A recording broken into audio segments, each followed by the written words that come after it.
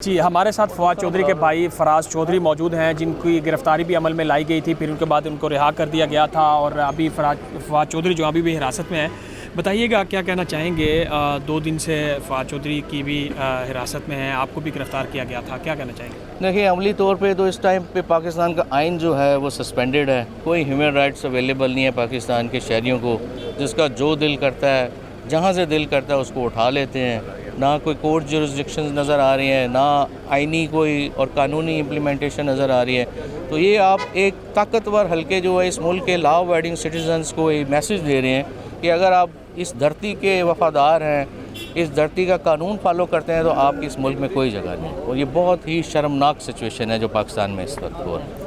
ये आपके भी ज़ख्म हैं, आपको हिरासत में लिया गया था, किस वजह से लिया गया था? ये इस वजह से लिया गया कि हम अपनी फ्रीडम ऑफ एक्सप्रेशन एक्सप्रेस कर रहे थे। जब फवाद साहब की गैर कानूनी हिरासत हुई है, हमें जब जेल में पता चला है, तो PTI के कारकुनान, हमारे सपोर्टर जो हैं, वो हम सब मिल के प्रोटेस्ट कर रहे थे। वहाँ का जो DPO डॉक्टर फ़हद वो वहाँ पे आया और उसने ये जो है वो दहशतगर्दी हमारे लोगों पे की है। लेकिन इंशाअल्लाह पाकिस्तान में जो है वो मुहब्बल वतन पाकिस्तानी लॉ अबाइडिंग सिटीजन्स जो हैं वो आगे आएंगे और ये इन घसपैठियों को बाहर फेंकेंगे इंशाअल्लाह। अच्छा, एक और बता दें कि जब अपोजिशन में होते हैं तो सियासतदानों को एक माइंडसेट होता है कि मुश्किलात बर्दाश्त करनी पड़ेंगी, गिरफ्तारियाँ होंगी, सब कुछ। यह सब कुछ इसके लिए प्री आप माइंडसेट तैयार थे कि इस तरह की मुश्किलात होंगी, आगे भी मज़ीद होंगी, तो खान के साथ खड़े हैं, ये सब कुछ बर्दाश्त करेंगे? देखिए, आज फवाद साहब ने अंदर जज साहब के भी जब रूबरू पेश हुए तो फवाद साहब ने कहा कि मैं अपनी स्टेटमेंट पर कायम हूँ, मैं इमरान खान साहब के साथ हूँ, साथ रहूँगा, क्योंकि इमरान खान साहब पाकिस्तान की जंग लड़ रहे हैं, पाकिस्तान की अवाम की जंग लड़ रहे हैं और सब मुहब्बत वतन पाकिस्तानी इमरान खान के पीछे खड़े हैं। ये फवाद साहब ने आज